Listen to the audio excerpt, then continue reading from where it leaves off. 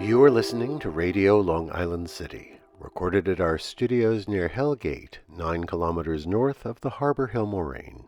And now, the Observatory.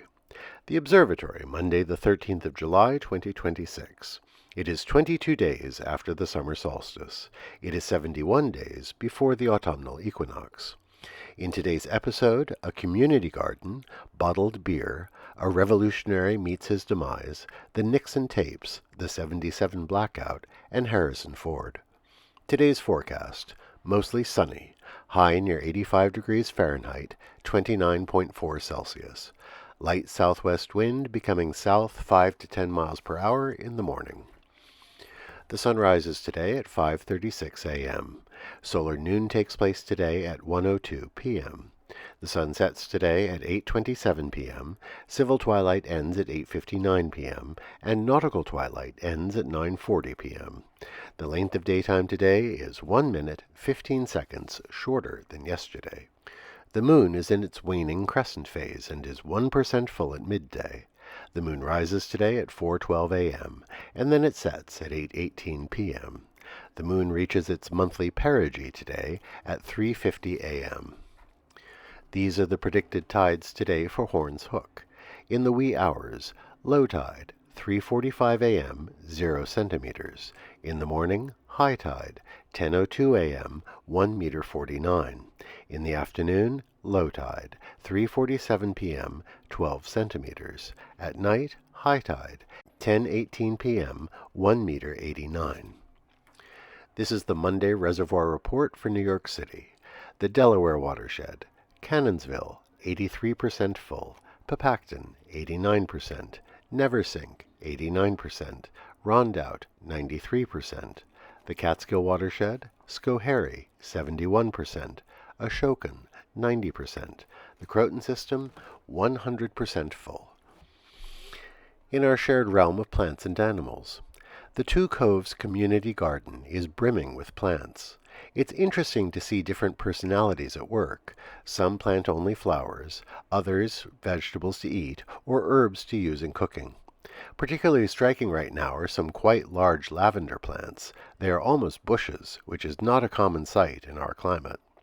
Purple coneflowers, hollyhocks, bee balm, and gladiolas are bright, happy, and colorful. And dill has gone to seed, tall with umbels of dried flower heads. Not too many people have planted corn, but the ones who have stalks reaching almost 5 feet tall by now. Commemorations. On this day in 1568, it is said that bottled beer was invented. A young priest in the Church of England, Alexander Noel, was an avid fisherman. One day he went to fish on the River Ash, near his parish church in Much Haddam in Hertfordshire, about 20 miles from London. For refreshment, he put some homemade ale into a bottle and corked it tightly. But when he headed home that evening, he forgot he had stashed his bottle in the rushes on the edge of the river. Returning 2 days later, he found the bottle, and uncorking it, discovered it gave off a loud pop, like the firing of a gun. The ale had undergone a second fermentation in the bottle. Noel would go on to become Dean of St. Paul's Cathedral in London, where he apparently continued to spend a full tenth of his time out fishing. Nice job if you can get it. Whether his bottled ale was actually the very first is in some doubt. The idea was apparently brewing in many minds of the time. On this day in 1793, during the French Revolution, Charlotte Corday murdered Jean-Paul Marat in his bathtub. Marat was a journalist and politician who supported the most radical faction of the revolutionary government. He was fully involved in the reign of terror that sent thousands to the guillotine. Since he had a skin disease, he would work in his bathtub, with a board as a writing desk.